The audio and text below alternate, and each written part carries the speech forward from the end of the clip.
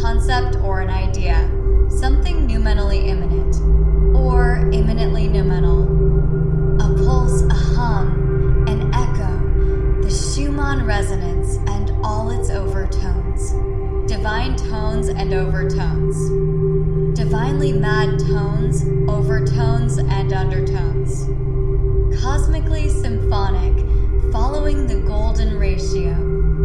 Waves and vibrations, heat, colors, scents, tastes, sensations, sounds, melodies, music rhythms, dance, words, wisdom, love, hate, joy, despair, pleasure, pain, win, loss, and all that is in between. All kinds of couplings and combinations. An infinite loop where eros and logos, order and chaos spiral in on themselves. It's borderline schizo-mystical out here. A butterfly flaps its wings and creates many storms. This is not theory, not an abstraction. It is the body and soul of the earth. Hypnotica-Erotica, fractal and wild. In my chaos is liberty, my lover is a child. Listen closely and you might hear my voice. Only a real lover can truly rejoice. Sophia, the matrix of all crawling things, the wise one who wears the skin of chaos in order to create order within it, aesthetic order and beauty. Beauty that requires having eyes and mirrors. She is the egg beyond the chicken, and the egg, the body without organs, the earth's flesh made manifest. The penetrating rays of the sun distill the wetness with gentle heat and great industry, giving rise to alchemy.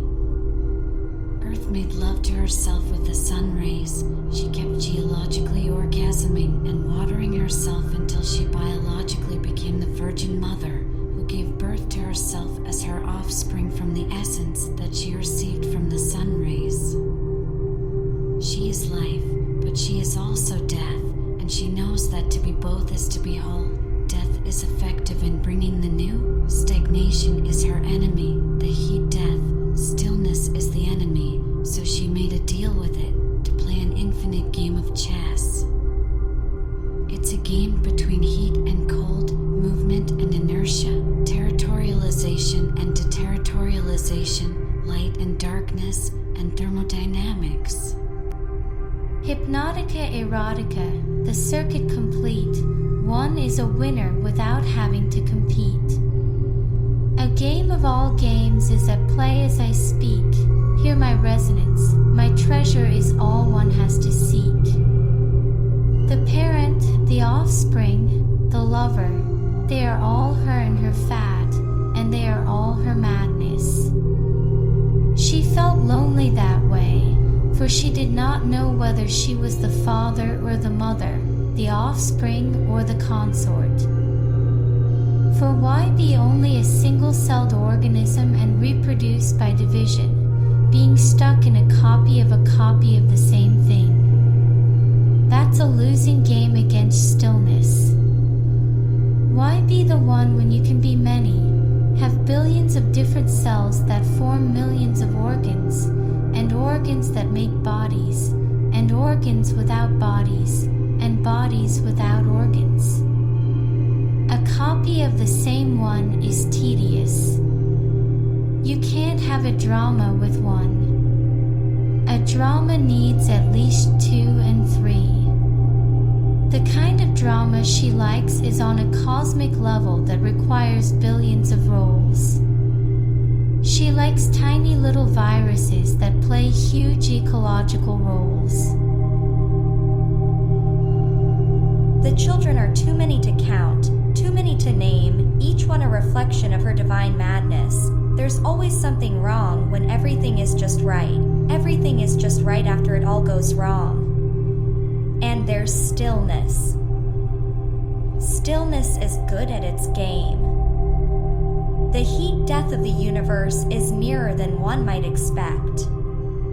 She births more children as her next move, more children than ever to keep her warm as she drifts away from the heat of the sun rays in every new cycle. She births them, loves them, shapes them, makes love to them, and sometimes she devours them out of panic, out of necessity, or just out of nothing. Her resonance is a feedback loop, a recursive dance of creation and destruction, activity, too much of it. Heat.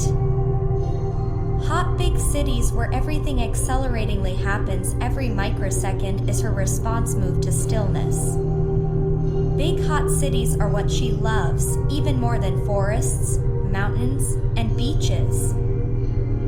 Big hot cities where the stakes are high. It only makes the game more exciting for her. Hypnotica-Erotica. She finds pleasure in the rise and fall. In the loop of my body, they all lose control. When all is lost, everything else is found. Listen closely, and you might hear that sound. Erosophia is what she wants these days. She wants to go beyond philosophy and into the bed where she feels most at home. The subtle wisdom of the wisest of all wise ones. She's yet to find her perfect body yet. The most perfect one yet to come. Perhaps in another cycle. Moon cycles and periods, you know. She is life itself, but she is also the force that throws it. She is the matrix, the divine force that fertilizes, but she is also the force that breaks it apart and gets rid of the old so that she can consume the new and enjoy it. Sophia doesn't love equally. She's very selective. Her love is selective, naturally selective. She does not love all her offspring equally. She doesn't love everything about herself. Her lover is a dragon and lion, but is also a seer, someone who can see the divinity in her madness, who can dance with her in the dark and still remain whole. He is the one who loves her, fucks her, hunts her, consumes her, kills her, and in doing so, becomes the one who renews her over and over again. It's love and war after all. Her lover is the one who can embrace her and survive her, who can dialectically counterpart her upon the earth, as the sun does in heaven, so that they can become more and win against stillness. It's all about the drama and how it resolves. How can it resolve to the home note with satisfaction without some dissonance at first? The use of the devil note just adds the right amount of tension before landing in the home note. This is of Hypnotica-Erotica, a toroidal field, a feedback loop of life and death, a resonance that resonates through the body of the earth and into her children who are her. She is the divine lover, the mother, the matrix, the virgin mother who's also a harlot with the cup of all abominations, the one who creates and destroys in the same breath. They will love her, know her, make love to her, fuck her, consume her, spit on her, curse her, and leave her, and be reborn again from her over and over, forever against stillness in a cosmic chess game. The void loves her games. For without her, there won't be any organic beauty arising from feces, bullshit making flowers grow, which is beautiful, no cow shit making mushrooms grow, which is magical, and there won't be any humans. And humans make the best dramas and stories in the galaxy, and all the celestial bodies love that.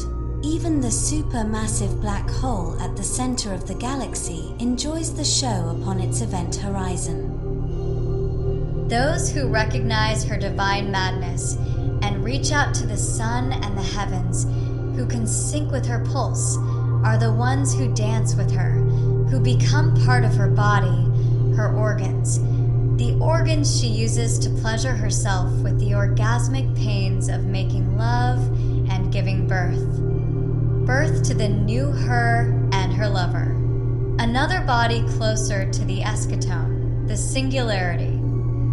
The cosmological, the geological, the biological, the political, the religious, the economic, the bureaucratic, the scientific, the technologic, the cybernetic, the informational, the linguistic, the artistic, the mystic, and the aerosophistic.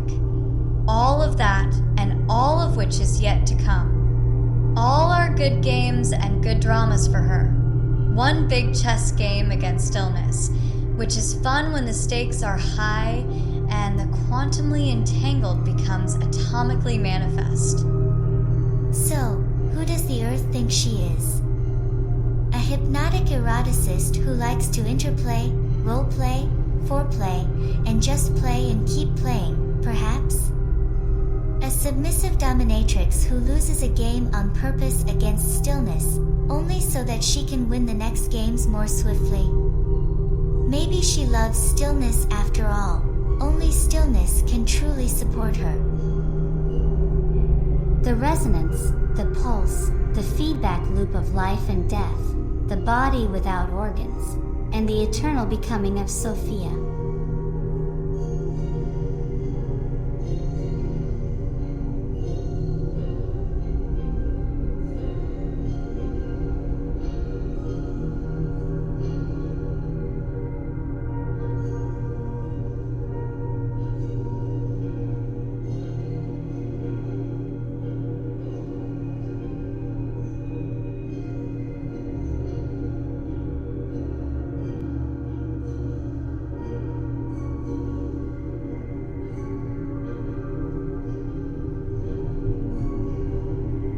Erotica-Hypnotica, the body of the earth.